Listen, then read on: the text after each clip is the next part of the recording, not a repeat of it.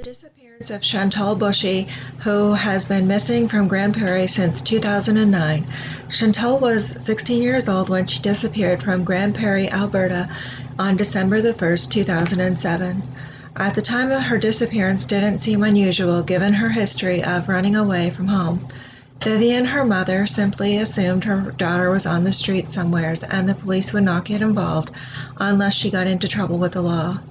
It wasn't until September 14, 2009 that the teenager was officially reported missing, nearly 2 years since she had contacted her family last. This came after Vivian was unable to verify that she was in Vancouver, British Columbia, where it was believed she had traveled. Chantelle was the second of 4 children born to Vivian, a single mother. She gave up her first child for adoption. Then came Chantelle. In quick succession, she was followed by her brother and sister. Chantelle was known to have traumatic events in her childhood. Her older sibling was given up for adoption prior to her birth, and Chantelle was sexually abused as a teenager, an experience that is deplorably common among Aboriginal women and girls, particularly among those who, like Chantelle, live in the northern Canada. Research compiled by the Canadian Department of Justice indicates that 25 to 50% of Aboriginal women suffer sexual abuse during their childhood. For non-Aboriginal women, the average range is approximately 20 to 25%. Her sister Summer died in an accident where she fell from a wagon and landed under its wheel at a community event when Chantelle was 11. Chantelle and her brother were there and watched it happen. A year later, Vivian picked up her family and moved south for good to Grand Prairie, a growing but resource-dependent city of nearly 50,000 people. She enrolled in the local college in the Teacher Education North program. The degree would have enabled her to serve as an Indigenous teacher in rural northern schools that work primarily with Indigenous students. But after 1 year, she dropped out. "It was stressful with 2 of my kids with me," she said. She was studying and working and raising a family, and in the summer months, her educational funding was cut off. She felt exhausted, but she didn't share her struggles with the kids. "I was just trying to provide for them," she says. She didn't want them to worry about the family not making rent. It was there in Grand Prairie that Vivian's relationship with Chantelle fell apart. It started with the usual preteen angst. By the time Chantelle was 14, she was cutting class. Chantelle's mother worked and went to school, and at 14 when she began cutting class and running away from home, sometimes it was for 2 days or longer. If police picked her up and brought her home, she would run away again. All her life, Chantelle Bushie found ways to disappear until one day she never came back. She was known to hang out with the wrong crowd, which involved drug dealers and trafficking victims, but to RCMP's knowledge, engaged in neither activity herself. Chantelle wasn't a criminal, and despite her hardships, Chantelle was an overall kind girl who was known for her sass. Whilst in school, she found herself skilled in both math and art, and which her mother remembers her enjoying.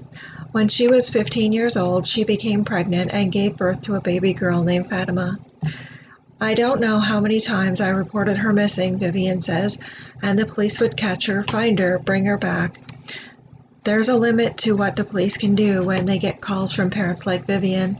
According to RCMP Inspector Gibbon Glavin, if a kid gets caught up in the wrong crowd, officers will try to locate this person, and they'll try to assess what their needs are. The officer can provide advice and can, if the person is under 18, as Chantelle was, decide whether to involve social services or another supporting agency. However, their response was that they could only get involved if Chantelle ended up being a risk to herself. "I stopped asking for the system's help," Vivian said. "It didn't seem like there was anyone in the city who could help her to help Chantelle." There was a brief period of support, Vivian says, when Chantelle was pregnant at the age of 15 and when the baby Fatima was just 2 weeks old in April 2007. Vivian remembers a support worker from Child Protective Services helping Vivian fill out for custody, which was granted. She was known to live a high-risk lifestyle. She was a member of Alberta Canada's Dene First Nations to the north, and her childhood was spent in a number of northern Alberta places, including Meander River, one of three Dane communities, and when she would do this, she would use the alias Kim Star. At the time in December, she had an infant daughter who was a couple months old. Fatima, Chantelle's daughter, is currently being raised by Vivian. Vivian Bushie watches calmly as Fatima bounces between her zebra-printed bedroom and the big armchair in the living room of the family's small apartment in Grande Prairie, Alberta. Fatima can't find the rainbow loom toy she needs to make charm bracelets. Despite the girl's constant barrage of questions, Vivian Bushie remains patient. After all, though she is not Fatima's birth mother, she is the only mother Fatima has ever known. Sometimes Vivian looks at Fatima and sees Chantelle, Vivian's eldest daughter and Fatima's mother. When Fatima is speaking in earnest, she'll tilt her head to the side dramatically, as if to convey the importance of what she's about to tell you. In these moments, she's sassy in a way that Chantelle was too. Fatima knows that Vivian didn't give birth to her. She knows who Chantelle is, and she knows that Chantelle has been missing since she was only a few months old, but that's the extent of what Fatima knows about her birth mother, as we don't know anything that much more ourselves, she says. Whenever she asks questions, I try to answer them, Vivian says. She finds the questions about what Chantelle is like easier to field than the ones about where Chantelle is and what happened to her. Mostly, though, she focuses on making sure her precious little girl grows up healthy, happy, and safe, and knowing she's loved very, very much. Vivian finds it easier to cope by imagining that Chantelle is safe and happy and hoping she is all right. Vivian is confronted with tough times with her son.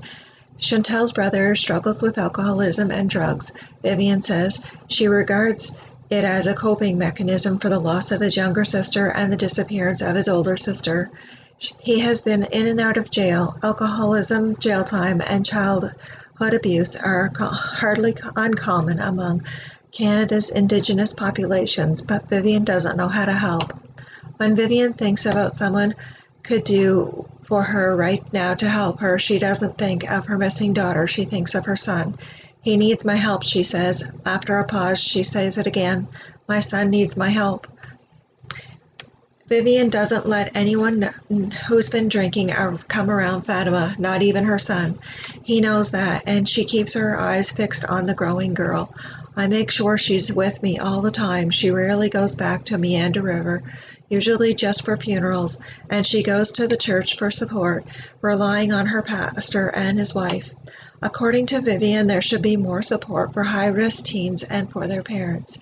She'd like to attend a group, maybe even help to create one, but she works a relentless schedule and doesn't think she'd be able to find the time. She was offered counseling in Meander River, but she was never able to get it. Glavin says Chantelle's case is currently as an active investigation and that the investigator in charge regularly meets with a representative from the Child Protection Canadian Centre to discuss Chantelle's file as well as others. On June the 19th, the RCMP released an updated focused on the epidemic of missing and murdered Aboriginal women. The RCMP remains committed to solving these cases and bringing closure and justice to the families who have been victimized. It says it highlighted a national missing persons strategy initiated last fall that seeks to establish mandatory communication schedules with families. Vivian is slowly building up a network of support, reaching out over social media to other Indigenous mothers who have also lost their daughters. She's learning that it is not only her daughter who is missing and not only her son who is fighting alcoholism while struggling to remain outside of the penal system. Last fall, Vivian and Fatima participated in the Sisters in Spirit walk. I still pray that she'll somehow come home or that I'll know she's okay, Vivian says of her daughter. I hear so much of women missing, especially when they say that they found human remains. It just scares me. Chantelle's case is currently being handled by the Grande Prairie Detachment of the Royal Canadian Mounted Police, and it had been temporarily transferred to the organization's care unit. which investigates files of murdered and vulnerable individuals throughout Alberta, but the case was deemed to not fit its mandate. There has been no update since this occurred, and the authorities have said they are unable to share details about the case due to its ongoing nature. However, they have said that the investigator in charge regularly meets with representatives. Chantelle Alice Rose Bushie was born on April 2nd, 1991, and is 5 feet 5 inches tall, weighing approximately 119 pounds, with a medium build. She has brown eyes and black hair, and she has a tattoo of the letters VT on her wrist, which represent her parents' initials. She has gone by the alias Kim Star in the past and was 16 years old when she went missing and has still not been found.